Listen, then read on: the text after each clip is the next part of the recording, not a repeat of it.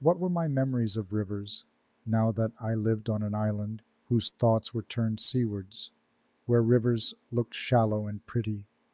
noticeable only when they frayed into flats, or cut deep channels as they flowed out to sea? Sometimes I dreamed of rivers I had known, rivers that cleaved their way through plains and towns, rivers kept at bay by flood defenses, or which rippled through the bright countryside. I think I had developed high hopes before reading Esther Kinsky's River, especially after hearing about the author's supposed Sebaldian approach on rivers and abandoned places. There were promises of poetic iridescence, of multifarious wide-angle observations and zoomed-in descriptions entwined with original reflections.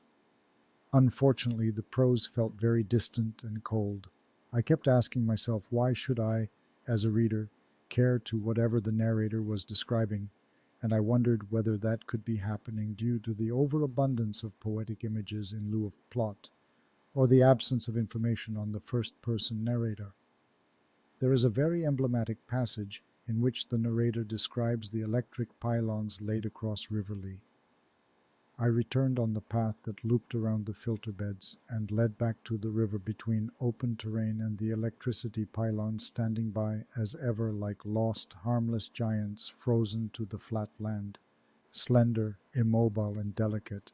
their 6 arms splayed out to no conceivable purpose, underlining their defenselessness or their perplexity over the question of which way they should go next.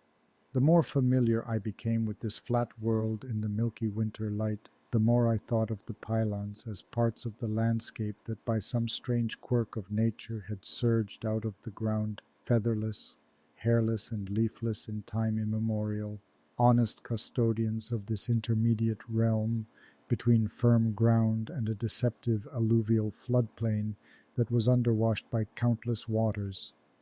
They were fine-boned guardians of the void, uttering nothing but their spidery buzz and hum, a rarefied, highly pitched song that was only audible in pauses between clattering trains, and which attempted again and again to subvert the city beyond the Lee whenever it drew a deep breath to roar. I then remembered that Sebald also employs a poetic style, baroque if not old-fashioned,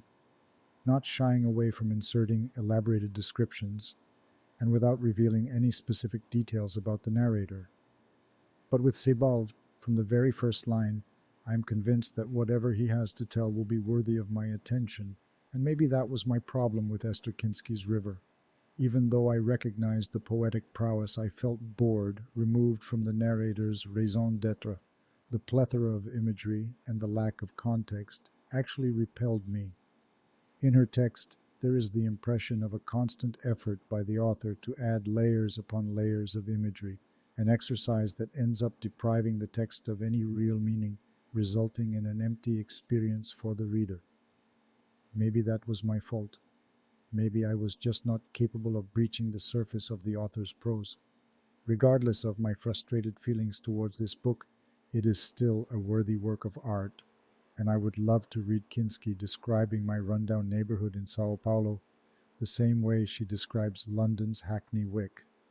scarred and pitted by decades of experimenting with the small-scale production of chemicals, by the rise and fall of middle-sized factories, with machines so loud they brought down their own works' walls,